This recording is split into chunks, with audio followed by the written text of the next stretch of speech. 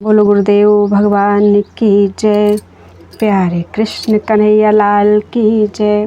श्री बाराह पुराण गोकर्णेश्वर का महात्म्य अध्याय 213। सूत जी कहते हैं, ऋषियों, प्राचीन समय की बात है जब तारकामय नामक घोर देवासुर संग्राम हुआ था। उस उग्र युद्ध में देवता और दानव दोनों की सेना में एक से एक शूरवीर थे। युद्ध के अंत में देवताओं ने दानवों की सेना को परास्त कर दिया था और इंद्र फिर से स्वर्ग के सिंहासन पर प्रतिष्ठित हो गए थे। तीनों लोकों के चर अचर प्राणियों में सुख शांति व्याप्त हो गई। उन्हीं दिनों पर्वतराज मेरु के एक सुवर्णमय शिखर पर, जिसकी विविध रत्न सब ओर से शोभा बढ़ा रहे थे और कहीं कहीं विद्रुम मणि की खान भी थी, एक विशाल कमल दिव्य आसन के रूप में आश्रित था। उस आसन पर ब्रह्मा जी चित्त को एकाग्र करके सुखपूर्वक बैठे थे। एक दिन सनत कुमार जी वहां आए और आते ही उन्होंने पितामह को प्रणाम किया और गोकर्ण के संबंध में इस प्रकार पूछा। सनत कुमार जी ने पूछा, भगवान, तत्व के जानने वाले पुरुषों में आप शिरोमणि हैं। महाभाग, मैं आपके श्रीमुख से ऋषियों द्वारा कथित पुराण सुनना चाहता हूँ। विभो, उत्तर गोकर्ण, दक्षिण गोकर्ण और श्रृंगेश्वर, ये 3 शिवलिंग परम उत्तम बताए जाते हैं। इनकी कैसे और क्यों प्रतिष्ठा हुई है? भगवान शंकर मृग का रूप धारण करके वहाँ क्यों विराजते हैं? प्रमुख देवता लोग वहाँ कैसे निवास करते हैं? शंकर के मृग रूप होने का क्या कारण है तथा उनके विग्रह की प्रतिष्ठा किस समय हुई है? ब्रह्मा जी बोले, वत्स, यह पुराण एक रहस्यपूर्ण विषय है। मैंने जैसा सुना है उसके अनुसार यथार्थ तुम्हें सुनाता हूँ, सुनो। गिरिराज मंदराचल के परम पवित्र उत्तर भाग में मुंजवान नाम से प्रसिद्ध एक शिखर है, जिसकी शोभा को नंदन नामक उपवन बढ़ाता रहता है। वहाँ के साधारण पत्थर भी हीरा एवं स्फटिक मणि के समान हैं और कुछ मूंगे के सदृश लाल बालुकाओं से सुशोभित हैं। कुछ अन्य शिलाखंड नीले और कुछ स्वच्छ भी हैं। वहाँ स्थान स्थान पर श्रेष्ठ गुफाएं तथा पानी के झरने हैं। उस पर्वतराज के सभी शिखर विचित्र फूलों से भरे हैं। विविध फूल फलों से लदे उस शिखर की शोभा अत्यंत मनोमोहक है। वहाँ देवतागण अपनी स्त्रियों के साथ विहार करते रहते हैं। डालियों पर कूजने वाले मत वाले पक्षी उस पर्वत प्रवर को मुखरित एवं सुशोभित करते रहते हैं। वहाँ उपवनों में कहीं कचनार फूले हैं, कहीं हंस और सारस घूम रहे हैं, कहीं विकसित कमलों वाले तालाब जिनमें निर्मल कमल खिल रहे हैं, निर्मल जल भरा है, उसकी शोभा बढ़ाते हैं। पशु पक्षी नदियों से स्नात और अत्यंत शोभाशाली उद्यान वाला वह स्थान तपस्या के लिए सर्वथा उपयुक्त है। उसे धर्मारण्य कहते हैं। वहीं भगवान स्थाणु महेश्वर का स्थान है। वे प्रभु संपूर्ण सुरगुणों के गुरु हैं। भक्तों पर सदा कृपा करने वाले उन शक्तिशाली प्रभु के साथ गिरिराज कन्या गौरी निरंतर विराजती हैं। अपने पार्षदों और स्वामी कार्तिकेय के साथ उनका वह श्रेष्ठ पर्वत पर आसन लगा रहता है। वे देवेश्वर, अजन्मा, अविनाशी और परम पूज्य हैं। उनकी सेवा करने के विचार से बहुत से देवता विमान पर चढ़कर वहां आते हैं। त्रेता युग की बात है। नंदी नाम से विख्यात एक महान मुनि भगवान शंकर की आराधना करने की अभिलाषा से वहां आकर तीव्र एवं कठिन तपस्या करने लगे। वे गर्मी के दिनों में पंचाग्नि तापते और जाड़े की ऋतु में पानी में खड़ा रहकर तप करते थे। वे बिना किसी अवलंब के खड़े होकर ऊपर हाथ उठाए तपस्या करते थे। जल, अग्नि और वायु केवल ये ही उनके सहारे थे। अनेक प्रकार के व्रतों और तपों के नियमों को वे पूर्ण करते थे। ब्राह्मणों में नंदी की बड़ी प्रतिष्ठा थी। वे समय समय पर जल, फल एवं अन्य उचित उपहारों से उन प्रभु की अर्चना करते रहते थे। उत्तम व्रत का पालन करने वाले उन द्विजवर ने उग्र तपस्या से अपने पर विजय प्राप्त कर ली थी। अंततः भगवान शंकर उन पर परम प्रसन्न हुए और उन्होंने मुनिवर नंदी को साक्षात दर्शन दिया और कहा, मुने, मैं तुम्हें दिव्य नेत्र प्रदान करता हूँ। वत्स, अब तक तो तुम्हारे लिए मेरा रूप अदृश्य था, किंतु मैं प्रसन्न हो गया हूँ, अतः मेरा यह रूप देखो। संसार में विद्वान पुरुष ही मेरे इस अप्रतिम एवं ओजस्वी रूप को देख सकते हैं। राजन, उस समय शंकर जी के श्री विग्रह से हजारों किरणों वाले सूर्य के समान प्रकाश फैल रहा था। वे प्रभा के पुंज प्रतीत हो रहे थे। जटाएं उनके सिर की छवि बढ़ा रही थीं और चंद्रमा ललाट को सुशोभित कर रहे थे। भगवान शंकर के 2 नेत्र परम प्रकाशमान थे तथा तीसरा नेत्र अग्नि के समान धधक रहा था। कमल की माला उनके पवित्र अंग पर विराजमान थी। हाथ में कमंडलु लिए हुए थे। शरीर पर बाघंबर था। सर्प का यज्ञोपवीत धारण किए हुए थे। से भगवान महादेव का दर्शन पाते ही महान तपस्वी नंदी को रोमांच हो आया। राजन, वे प्रभु सनातन पर ब्रह्म परमात्मा के ही रूपांतर थे। उनका दर्शन प्राप्त होने पर मुनिवर नंदी ने अंजलि बांध ली और प्रभु की इस प्रकार स्तुति करने लगे, जो स्वयं प्रकट होकर जगत का धारण एवं पोषण करते हैं तथा वर देना जिनका स्वभाव है, उन प्रभु के लिए मेरा नमस्कार है। जो त्रिनेत्र शिव, शंकर एवं भव नाम से विख्यात हैं, संसार का संहार एवं पालन भी जिनके ऊपर निर्भर है तथा जो चर्ममय वस्त्र धारण करने वाले एवं मुनि रूप हैं, उन प्रभु के लिए नमस्कार है। जो नीलकंठ, भीम, भूत, भव्य, भव, प्रलंब भुज, कराल, हरिनेत्र, कपर्दी, विशाल, मुंजिकेश, धीमान, शूल, पशुपति, विभु, स्थाणु, गणों के पति, सृष्टा, संक्षेपता, भीषण, सौम्य, सौम्यतर, त्रयंबक, शमशान निवास, वरद, कपालमाली एवं हरितश्मश्रुधर आदि नामों से संबोधित होते हैं, उन भगवान रुद्र के लिए नमस्कार है। जो भक्तों को सदा प्रिय हैं, उन परमात्मा शंकर को हमारा बार बार नमस्कार है। इस प्रकार विप्रवर नंदी ने भगवान रुद्र की स्तुति की और उनकी सम्यक प्रकार से आराधना कर सिर झुकाकर बार बार नमस्कार किया तथा पुष्पांजलि अर्पित की। भगवान शंकर ब्राह्मण श्रेष्ठ नंदी पर संतुष्ट हो गए और उन वरद प्रभु ने स्वयं ऋषि से यह वचन कहा, विप्रवर, वर मांगो। महामुने, तुम्हारे मन में जो भी अभिलाषित हो वो सभी मैं देने के लिए उद्यत हूँ, अतः तुम्हारी जो अभिलाषा हो वह मुझसे कहो। राजन, जब भगवान शंकर ने उन मुनिवर नंदी से इस प्रकार कहा, तब उनका अंतःकरण प्रसन्नता से भर गया और उन्होंने भगवान शंकर से कहा, प्रभु, मुझे प्रभुत्व, देवत्व, इंद्रत्व, ब्रह्मत्व, लोकपालत्व, अपवर्ग, अणिमादि 8 सिद्धियाँ, ऐश्वर्य या गाढ़पत्य, इनमें से एक भी पदार्थ नहीं चाहिए। देवेश्वर, आप कल्याण स्वरूप हैं और अपने भक्तों का कल्याण करने में सदा संलग्न रहते हैं, अतः यदि आप मुझ पर प्रसन्न हैं तो सुरेश्वर, आप कृपा पूर्वक मुझे अपनी भक्ति प्रदान करें। माहेश्वर, आपके अतिरिक्त अन्य किसी देवता में मेरी भक्ति ना हो और संपूर्ण प्राणियों को आश्रय देने वाले आप प्रभु में ही भक्ति मेरी सदा स्थिर रहे, यही मेरी सच्ची हार्दिक अभिलाषा है, जिसके फलस्वरूप मैं आपके लिए सदा तप में संलग्न रह सकूं और मेरे इस कार्य में विघ्न ना उपस्थित हो। मैं रात दिन आपका ही नाम जपता रहूं, मैं यही चाहता हूं।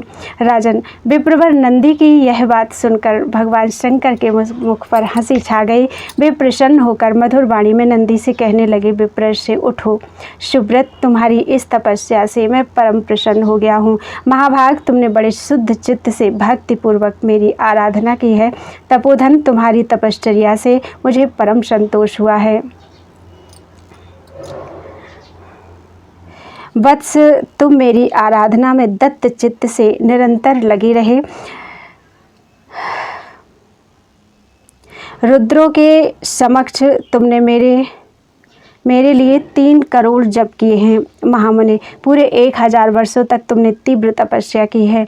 ऐसी तपस्या आज से पहले किसी भी देवता, दानव अथवा ऋषि ने नहीं की है।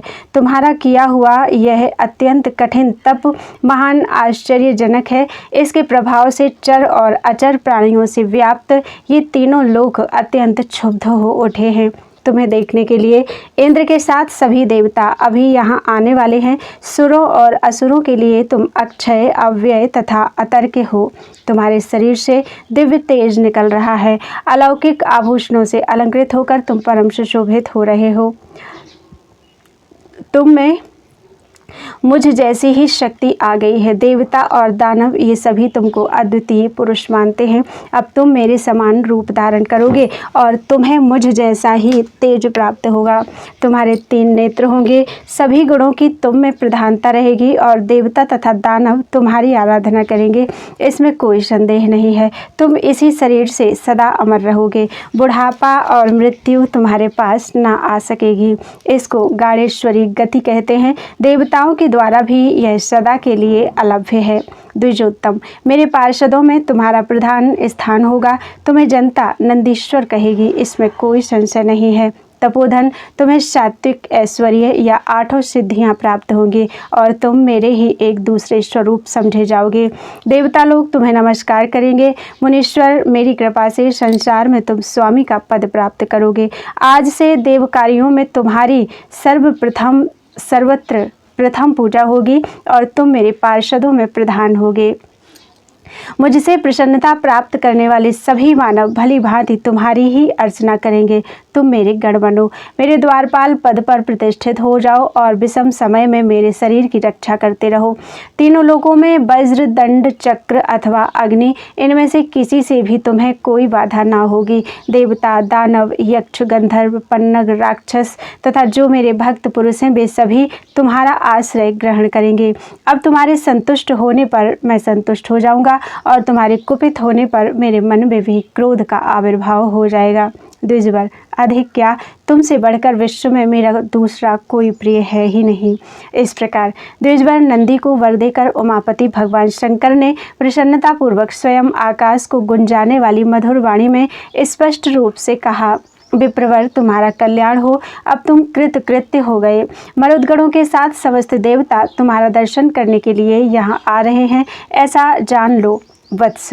वह सभी सुर समुदाय यहाँ आकर जब तक मुझे देख नहीं लेता, इसके पूर्व ही मैं यहाँ से अन्यत्र चला जाना चाहता हूँ। बस इतनी बात कहकर भगवान शंकर वहीं अंतर्हित हो गए। बोलो वृंदावन बिहारी लाल की जय। गोकर्ण महात्म्य और नंदिकेश्वर को वर प्रदान। ब्रह्मा जी कहते हैं, सनत कुमार, जब इस प्रकार कहकर भूत भावन भगवान शंकर वहाँ अंतर्धान हो गए तो उसी क्षण गणों के अध्यक्ष नंदी का शरीर परम दिव्य हो गया। वे 4 भुजाओं और 3 नेत्रों से संपन्न होकर एक दिव्य स्थान पर बैठ गए। उनके विग्रह का वर्ण भी दिव्य हो गया और उससे दिव्य अगुरु की सुगंध फैलने लगी।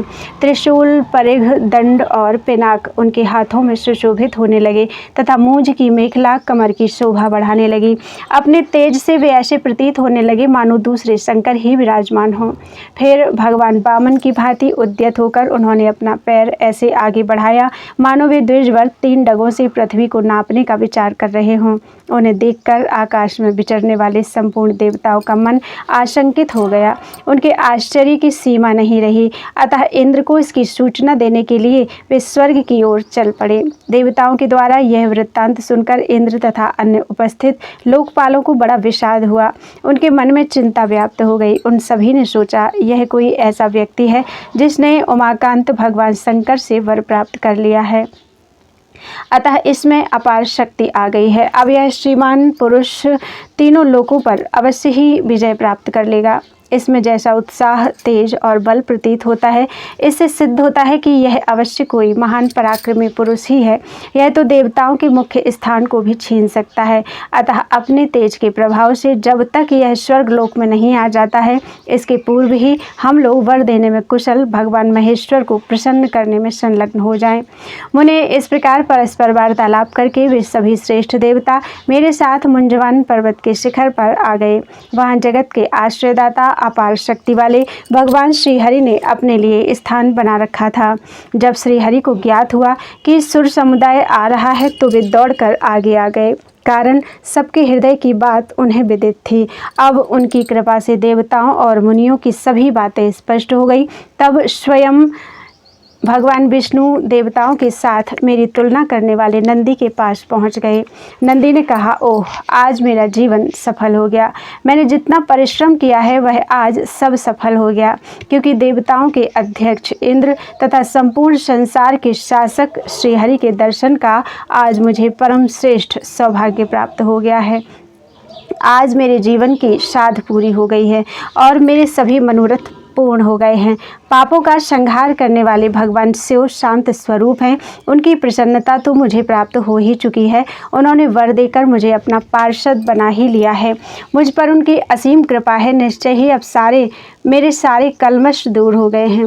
भगवान शंकर बड़े महात्मा पुरुष हैं। उन्होंने देवताओं के विषय में मेरे सामने जो बात कही है वह परम हितकर एवं सत्य सिद्ध हो गई। उसमें कुछ भी अन्यथा नहीं रहा। उन्होंने मुझसे स्पष्ट कहा था कि प्रिय नंदिन, देवर्षि लोग तुम पर प्रसन्न होकर तुम्हें देखने यहाँ पधार रहे हैं। आज परमेष्ठी द्वारा भी मैं आदर प्राप्त कर चुका, इससे मेरे हृदय में अपार आनंद भर गया है। देवताओं ने कहा, विप्रवर नंदिन, हम लोग भी उन वरदायी भगवान शंकर का दर्शन करना चाहते हैं। तुम्हारी तपस्या से संतुष्ट होकर जिन प्रभु ने तुम्हें साक्षात दर्शन दिया है, उन्हीं का अवलोकन हमें भी अभीष्ट है। इतनी बात कहने के पश्चात देवताओं ने द्विजवर नंदी से पुनः पूछा, कपाल धारण करने वाले महाभाग महेश्वर का दर्शन हम लोग किस स्थान पर प्राप्त कर सकेंगे? नंदी ने कहा, वे प्रभु तो मुझ पर कृपा करके वहीं अंतर्धान हो गए। अब मैं नहीं जानता हूँ कि वे कहाँ विराज रहे हैं, अतः वे जहाँ हों आप सभी देवता स्वयं ही अन्वेषण कर लें। सनत कुमार जी ने पूछा, भगवान महाभाग शंकर ने नंदी से क्या कहा था जिससे उन्होंने उनका पता नहीं बताया? देवेश, आप यह बात मुझे बताने की कृपा करें। प्रभु, भगवान शंकर की तो कोई भी बात गोपनीय नहीं है। ब्रह्मा जी कहते हैं, वत्स, शंकर जी ने जो बातें कही हैं उन्हें देवताओं के सामने स्पष्ट करना मेरे लिए भी उचित नहीं है, पर उन्होंने नंदी से जो बात कही थी वह मैं तुम्हें बताता हूँ, सुनो। भगवान शंकर जी ने कहा था, विप्रवर, हिमालय के उस पार पृथ्वी पर संकटगिरी नाम से विख्यात एक सिद्ध स्थान है, जिसकी अनेक वन उपवन शोभा बढ़ाते हैं। वहाँ श्लेष्मातक नाम का एक श्रेष्ठ सर्प निवास करता है। उसने तीव्र तपस्या की है, जिससे उसके सभी पाप भस्म हो गए हैं। इस समय उस पर अनुग्रह करना मेरे लिए अत्यंत आवश्यक है। वहाँ एक बहुत सुंदर आश्रम है, वहीं निर्जन स्थान में वह रहता है। उस दिव्य स्थान में रहते हुए उसके बहुत से वर्ष व्यतीत हो गए हैं।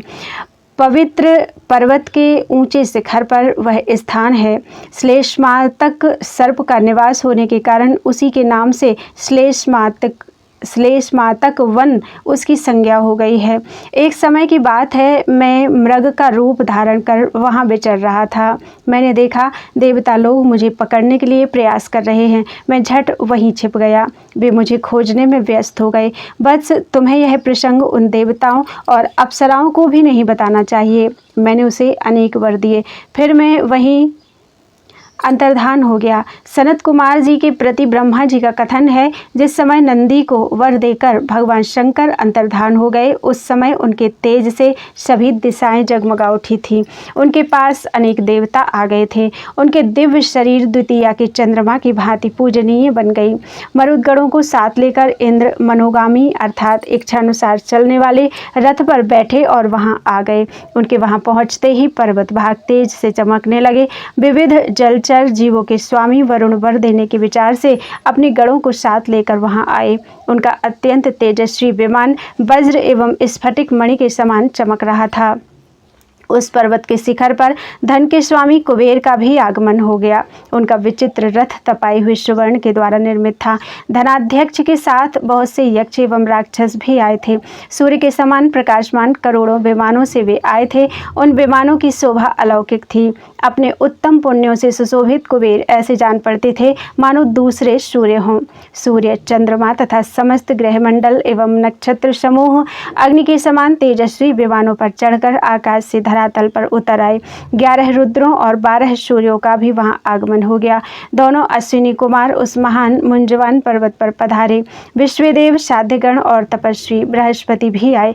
विशाख नाम से विख्यात स्वामी कार्तिकेय तथा भगवान विघ्न विनायक भी उस श्रेष्ठ पर्वत पर पधारे। वहां सैकड़ों मोर बोल रहे थे। नारद, तुम्बरु, विश्वावसु, परावसु, हा हा, हु तथा अन्य भी अनेक प्रसिद्ध गंधर्व इंद्र की आज्ञा के अनुसार विविध प्रकार के विमानों द्वारा वहां आ गए। पवन, अग्नि, धर्म, सत्य, ध्रुव तथा देवर्षि, सिद्ध, यक्ष, विद्याधर एवं गुह्यकों का समुदाय भी वहां पहुंच गया। कई महान आदरणीय ऋषि भी आए। गंधकाली, घृताची, बुद्धा, गौरी, तिलोत्तमा, उर्वशी, मेनका, रंभा, पुंजिकस्थला तथा ऐसी अन्य भी बहुत सी अप्सराएं उस मुंजवान पर्वत पर आईं। पुलस्त्य, अत्रि, मरीचि, वशिष्ठ, भृगु, कश्यप, पुलह, विश्वामित्र, गौतम, भारद्वाज, अग्निवेश्य, वृद्ध, पराशर, मार्कंडेय, अंगिरा, गर्ग, संवर्त, क्रतु, जमदग्नि, भार्गव और और च्यवन, ये सभी महर्षि विष्णु की तथा स्वर्गाध्यक्ष शक्र की आज्ञा से वहां सामूहिक रूप से आए। स्त्री पुरुष का रूप धारण करके सिंधु, महानदी, सरयू, ताम्रारुणा, चारुभागा, वितस्ता, कौशिकी, पुण्या, सरस्वती, कोका, नर्मदा, बाहुदा, शतद्रु, विपाशा, गंडकी, सरिद्वरा, गोदावरी, वेणी, तापी, करतोया, सीता, चीरवती, नंदा, चंदना, चर्मणवती, पर्णासा, देविका, प्रभास, सोम, लौहित्य तथा गंगा सागर एवं अन्य भी जितने अनेक पुण्य तीर्थ थे, वे सब भी उस समय वहां पृथ्वी पर पधारे। इंद्र की आज्ञा से मुंजवान नामक उस उत्तम पर्वत पर सबका आगमन हो गया। पर्वतों में उत्तम, महामेरु, कैलाश, गंधमादन, हिमवान, हेमकूट, निषद, पर्वत प्रवर, विंध्याचल, महेंद्र, सह्य, मलयगिरी, दरदुर, माल्यवान, चित्रकूट, अत्यंत ऊंचा द्रोणाचल, श्री पर्वत, लताओं से परिपूर्ण पर्वतराज, पारियात्र, ये सभी पर्वतों में उत्तम माने जाते हैं। इन सबका तथा अनेक अरण्यों का भी वहां आगमन हो गया। संपूर्ण यज्ञ, समस्त विद्याएं, चारों वेद, धर्म, सत्य, दम, स्वर्ग, महान ऋषि कपिल, महाभाग वासुकी, सर्पराज, अमृतासी, हजारों फणों से प्रकाशमान अनंत शेषनांग, धृतराष्ट्र, सर्पों के राजा किरमीर, श्रीमान अम्भोधर, महान तेजस्वी नागराज तथा सर्पों के अध्यक्ष अरबों एवं खरबों सर्प वहां आए। विद्युज्जिह्व, द्विजिहेंद्र, शंखवर्चा, महाद्युति, तीनों लोकों में विख्यात धीमान, अनिमिषेश्वर, विरोचन कुमार, सत्य, स्फोटमणि, सतैचित, पर्वत की भांति अचल रहने वाले तथा सैकड़ों फड़ों से युक्त श्रृंग अरिमेजय के साथ सर्पराज, प्रज्ञावान नागराज, विनत, भूरी, कंबल और अश्वतर, सर्पों के राजा, पराक्रमी, एकापत्र, नागों के अध्यक्ष कर्कोटक एवं धनंजय, इस प्रकार के महान पराक्रमी अनेकों भुजगेंद्र मुंजवान पर्वत पर आए। दिन रात, पक्ष, मास, संवत्सर, आकाश, पृथ्वी, दिशाएं और विदिशाएं वहां आईं। उस समय आए हुए देवताओं, यक्षों और सिद्धों से उस मुंजवान पर्वत का शिखर इस प्रकार भर गया जैसे प्रलय काल में समुद्र का किनारा जल से परिपूर्ण हो जाता है। जब उस पर्वतराज मुंजवान के सुरम्य शिखर पर देवताओं का समाज जुट गया तो वायु से प्रेरित होकर वृक्षों ने उन पर फूलों की वृष्टि आरंभ कर दी। उस समय दिव्य गंधर्वों ने उत्तम संगीत, अप्सराओं ने प्रशंसनीय नृत्य और पक्षियों ने प्रसन्न होकर मधुर स्वर से सुंदर शब्द करना प्रारंभ कर दिया।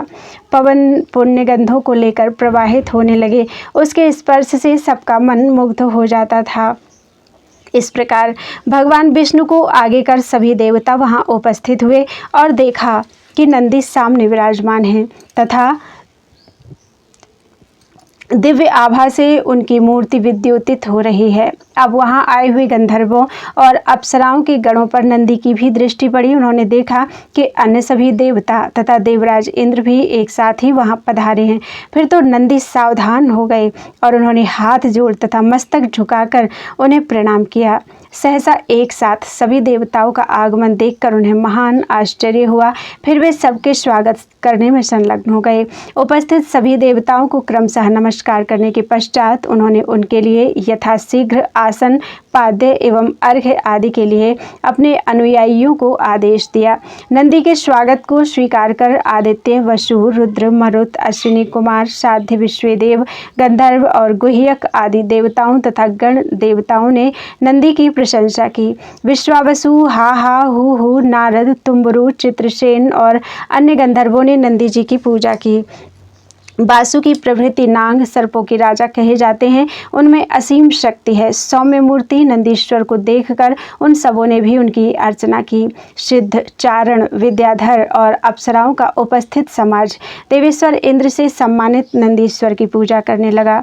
यक्ष, विद्याधर, ग्रह, समुद्र, पर्वत, सिद्ध, ब्रह्मर्षिगण, गंगा आदि नदियाँ, इन सभी में अपार हर्ष उत्पन्न हो गया था। अतः सभी ने नंदीश्वर को आशीर्वाद देना आरंभ किया। देवता बोले, मुने पशुपति भगवान शंकर तुम पर सदा प्रसन्न रहें।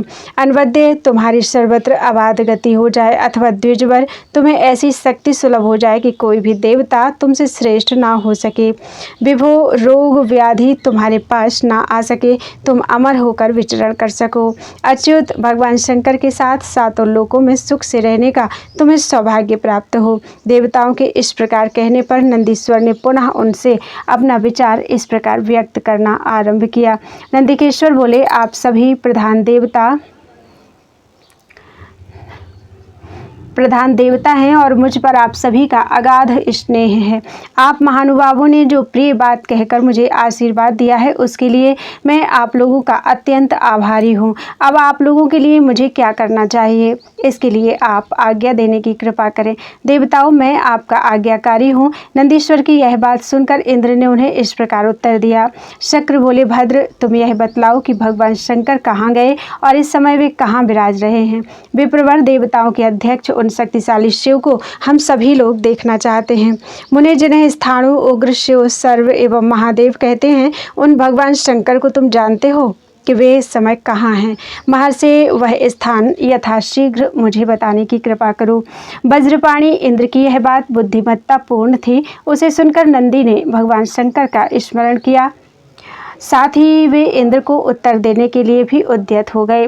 नंदिकेश्वर ने कहा, देवेंद्र आप स्वर्ग के स्वामी हैं, इसके विषय में यथार्थ बात सुनाने की आप कृपा करें। इसी मुंजवान पर्वत पर मैंने भगवान शंकर की पूजा की थी। वे परम शक्तिशाली पुरुष हैं। उन्होंने मुझ पर प्रसन्न होकर अनेक दिव्य वर प्रदान किए। फिर वे प्रभु परम प्रसन्न होकर यहाँ से कहीं अन्यत्र चले गए। अब उनकी जानकारी करने में भी मैं समर्थ नहीं हूँ। बाशव, मैं आपका आज्ञाकारी हूँ। यदि आप उनके विषय में मुझे आज्ञा देते हैं तो अब हम सभी प्रयत्नपूर्वक उन प्रभु का अन्वेषण करने का प्रयास करें। बोलो वृंदावन बिहारी लाल की जय। गोकर्णेश्वर तथा जलेश्वर के महात्म्य का वर्णन। ब्रह्मा जी कहते हैं, इसके बाद संपूर्ण देवताओं के साथ परामर्श कर इंद्र ने भगवान शंकर के पास जाने का विचार किया। सभी देवता उस ऊंचे शिखर से उठे और नंदी के साथ आकाश मार्ग से उन्होंने प्रस्थान कर दिया।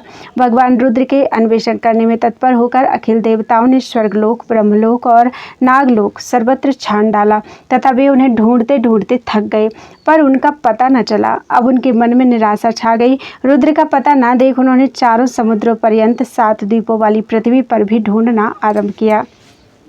फिर वे वनों से युक्त महान पर्वत की कंदराओं और उनके ऊंचे शिखरों पर भी गए तथा उन्हें गहन निकुंजों और क्रीड़ा स्थलों में भी सबूर खोजते रहे। उनके इस ढूंढने के प्रयास से इस पृथ्वी के तृणों के भी टुकड़े टुकड़े हो गए, पर इतना प्रयत्न करने पर भी भगवान शंकर को प्राप्त करने में देवताओं को सफलता न मिली और भगवान शंकर का दर्शन उन्हें न मिल सका। अतः देवता लोग अत्यंत उदास हो गए। आगे के कर्तव्य के संबंध में परस्पर विचार विमर्श और वार्तालाप करने के पश्चात वे सभी देवता मेरी अर्थात ब्रह्मा की शरण में आए। तब मैंने मन को सावधान करके संसार को कल्याण प्रदान करने वाले उन शंकर का समाहित मन से ध्यान किया। उनके वेश और अलंकारों के ध्यान करने से मुझे एक उपाय सूझ गया। फिर मैंने देवताओं से कहा, हम लोगों ने निरंतर अन्वेषण करते हुए सारी त्रिलोकी छान डाली है, किंतु भूमंडल पर श्लेष्मातक वन नामक स्थान पर नहीं गए। अतएव प्रधान देवताओं, हम सभी लोग यहाँ से उस देश में चलें। इस प्रकार कहकर उन संपूर्ण देवताओं के साथ हम लोग उस दिशा की ओर प्रस्थित हो गए और शीघ्रगामी विमानों पर चढ़कर तत्क्षण श्लेष्मातक वन में पहुंच गए। वह पुण्यमय स्थान सिद्ध और चारणों से सेवित था। वहाँ पर्वतों की बहुत सी कंदराएं तथा अनेक प्रकार के पवित्र एवं परम रमणीय स्थान ध्यान करने के उपयुक्त थे। उनमें सभी गुणों की अधिकता थी। अनेक सुंदर आश्रम, उद्यान और स्वच्छ जल वाली नदियाँ शोभा बढ़ा रही थीं। उस वन में श्रेष्ठ सिंह, भैंसे, नीलगाय, भालू, बंदर, हाथी और मृगों के झुंड शब्द कर रहे थे। सिद्ध आदि पुरुषों से वह स्थान भरा था। देवताओं ने इंद्र को आगे करके उसमें प्रवेश किया। वहाँ वे रथ आदि सवारियों को छोड़कर पैदल ही गए। फिर हम सभी कंदराओं, झाड़ियों एवं वृक्षों से भरे हुए सघन वनों में संपूर्ण देवताओं के स्वरूप भगवान रुद्र को खोजने में संलग्न हो गए। आगे जाने पर हमें एक अत्यंत सुंदर वन मिला जो सभी वनों का अलंकार था। वहाँ बहुत सी पर्वतीय नदियाँ और फूले हुए अनेक वृक्ष उसकी शोभा बढ़ा रहे थे। सभी देवताओं ने उसमें प्रवेश किया। नदियों के तट पर कुंद तथा चंद्रमा के समान स्वच्छ वर्ण वाले हंस विचर रहे थे। फूलों से अच्छी गंध निकल रही थी, जिसके कारण वह वन सुवासित हो रहा था। वहाँ बिखरी हुई बालुकाएं ऐसी प्रतीत होती थी मानो मोतियों के चूर्ण हों। उसी स्थान पर क्रीड़ा करती हुई मन को मुग्ध करने वाली एक कन्या दिखाई पड़ी। सभी देवताओं ने उसे देखकर मुझे सूचित किया, क्योंकि संपूर्ण देवताओं का मैं अग्रणी था। मैं सोचने लगा, यह क्या बात है। फिर मैं एक मुहूर्त तक ध्यानस्थ हो गया। तभी मुझे उस कन्या के विषय में सहसा ज्ञान हुआ। मैंने सोचा, संसार के शासक शंकर की मूल शक्ति, जिन्हें गिरिराज हिमालय की पुत्री होने का गौरव मिल चुका है, निश्चय ही ये वही भगवती हैं, उमा देवी ही हैं। इसके बाद सभी प्रधान देवता उस पर्वत शिखर के ऊपर चढ़ गए और वहां से नीचे की ओर देखने लगे। तब उन सभी को सुरसत्तम शंकर का दर्शन प्राप्त हुआ। उस समय वे प्रभु मृग समूह के बीच में उनके रक्षक की भांति विराजमान थे। उनके सिर पर एक सींग और एक पैर था। वे तपाए हुए सोने की भांति चमक रहे थे। उनका प्रत्येक अंग गठित, उनके मुख नेत्र सुडौल और सुंदर थे तथा उनके दांत बड़े सुंदर थे। उस समय ऐसे मृग रूपधारी भगवान रुद्र को देखकर सभी देवता शिखर से उतरकर उनकी ओर दौड़े। उन मृगेंद्र को पकड़ने के लिए उनके मन में तीव्र अभिलाषा जाग गई थी। अतः बड़ी बेग से वे सब प्रकार के उद्यम में तत्पर हो गए। फिर तो इंद्र के सींग के अगले भाग को पकड़ लिया। इंद्र ने सींग के अगले भाग को पकड़ लिया। मैं भी वही था। मैंने बड़ी श्रद्धा भक्ति से उनके सींग के मध्य भाग में अपना हाथ लगाया। यही नहीं, उन महात्मा के सींग के मूल भाग को श्रीहरि ने भी पकड़ लिया।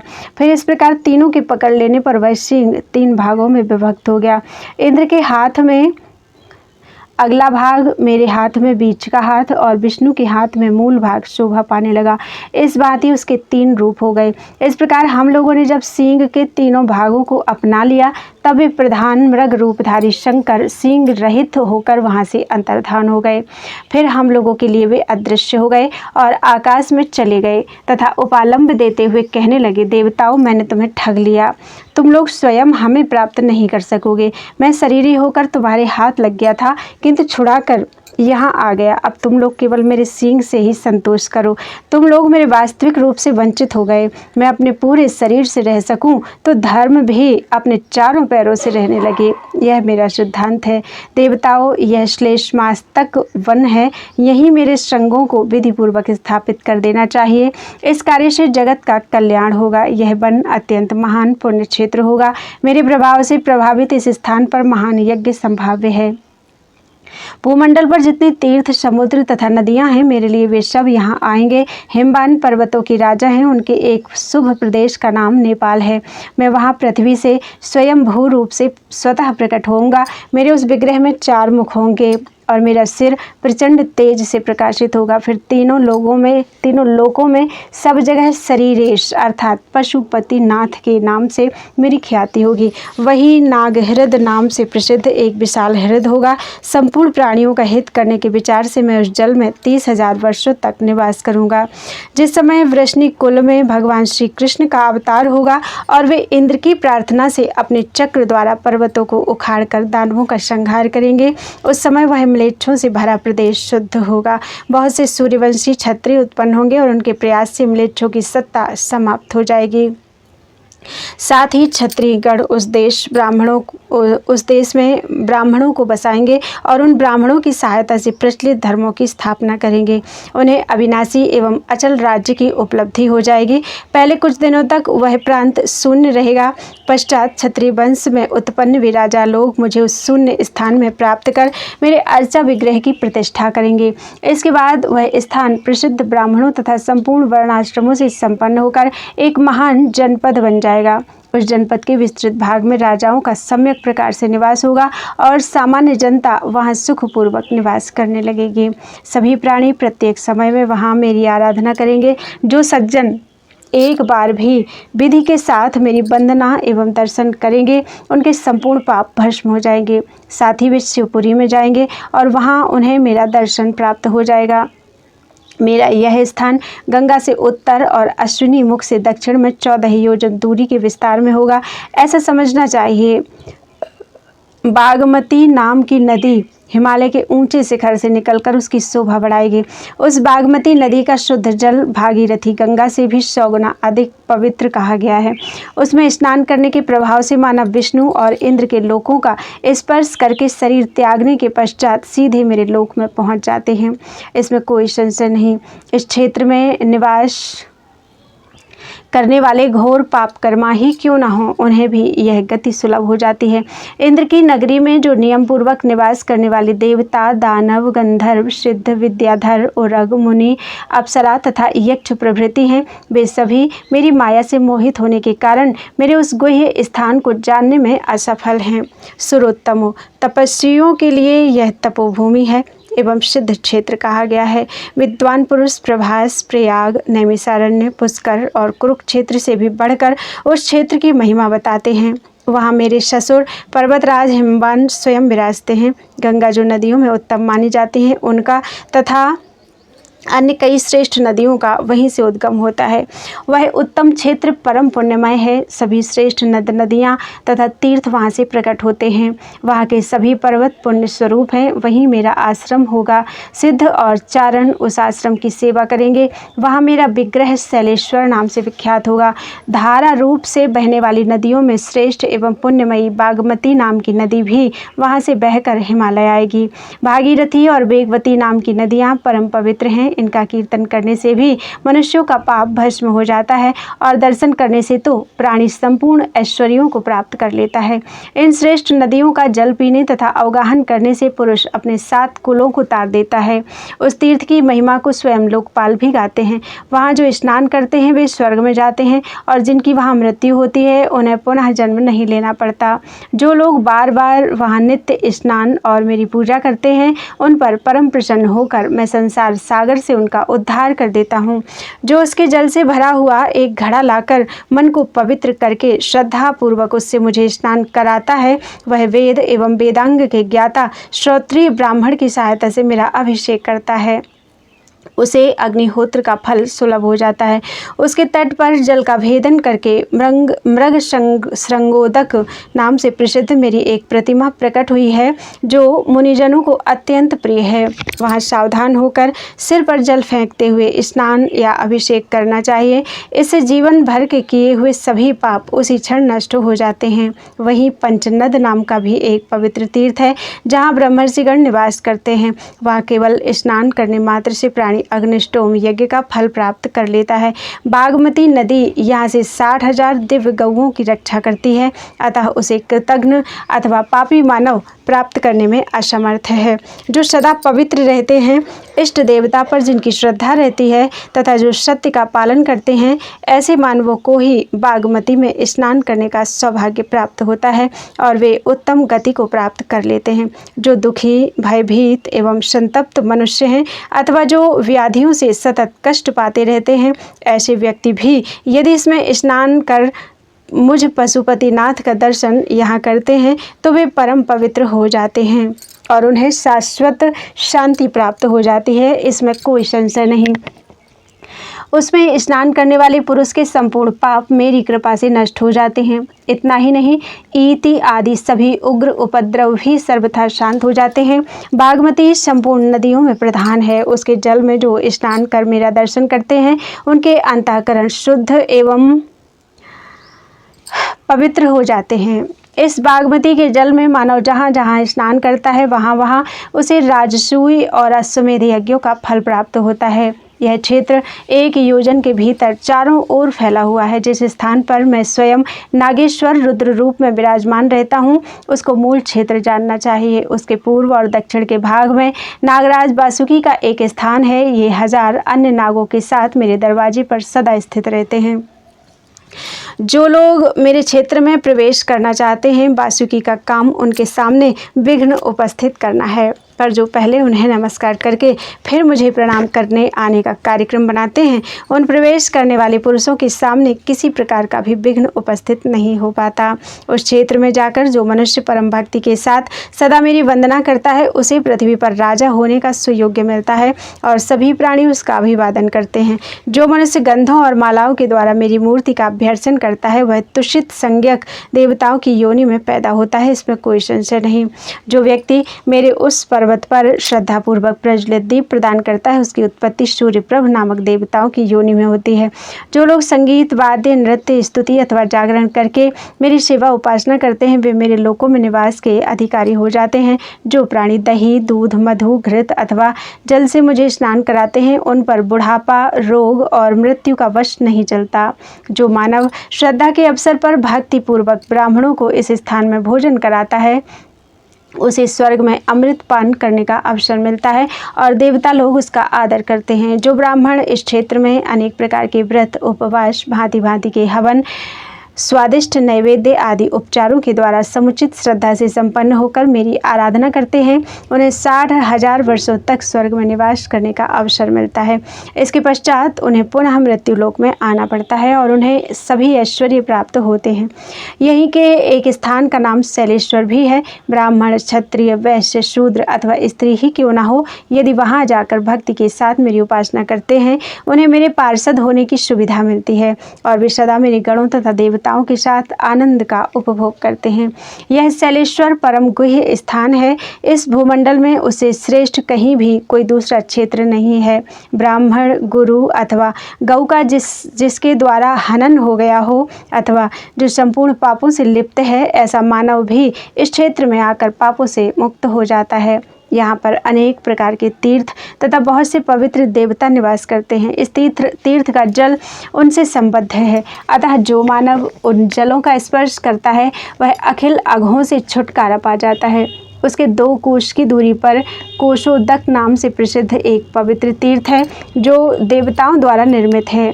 यह मुनियों को बहुत प्रिय है।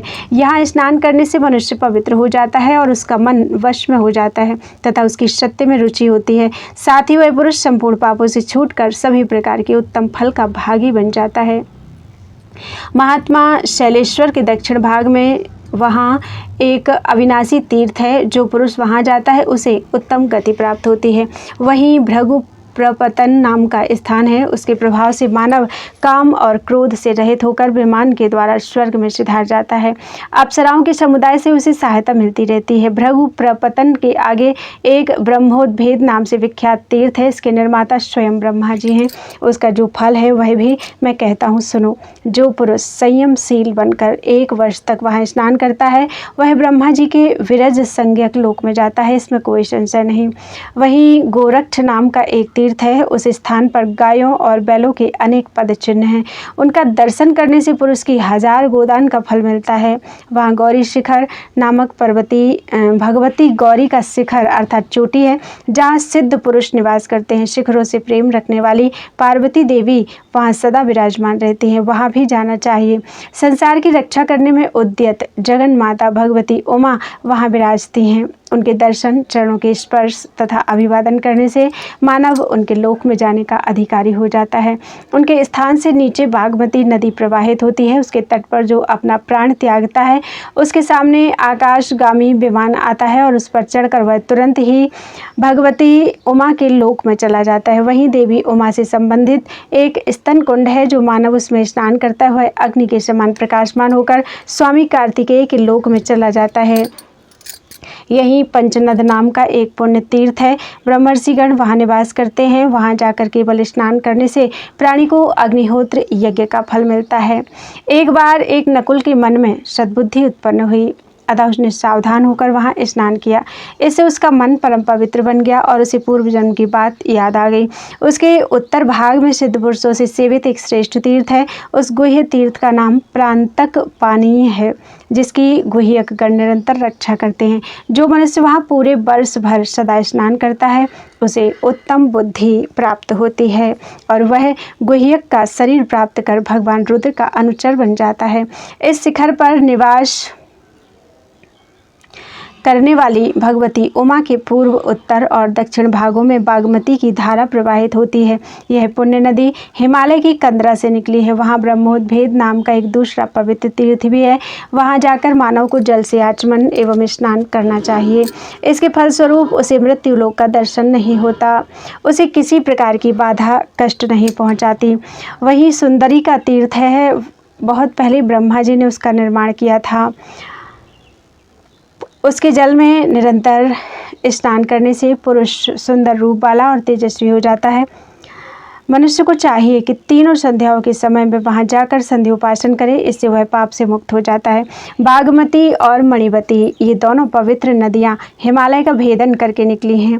इन दोनों में पाप नाश करने की पूरी शक्ति है। जो वेद का पूर्ण विद्वान द्विज पवित्र होकर दिन रात वहाँ निवास करता है और रुद्र का जप करता है, वह अग्निष्टोम यज्ञ का फल प्राप्त करता है। राजा उसका सम्मान करते हैं, उसके इस कर्म के प्रभाव से उसका सारा कुल तर जाता है। किसी प्रकार का व्यक्ति वहाँ स्नान करके तिल और जल से तर्पण करता है तो उसके पितर तर जाते हैं, इसमें कोई संशय नहीं है। जहाँ जहाँ बागमती नदी प्रवाहित हुई है वहाँ वहाँ श्रेष्ठ पुरुष को स्नान करना चाहिए। इसके फलस्वरूप वह मानव तिर्यक योनि में जन्म पाने से मुक्त हो जाता है।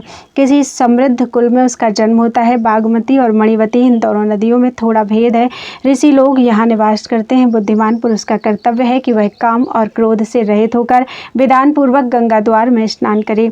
वहाँ स्नान करने का जो महान पुण्य फल बताया गया है उससे कहीं 10 गुना अधिक फल उक्त नदियों में स्नान करने से प्राप्त होता है, इसमें कोई संशय नहीं।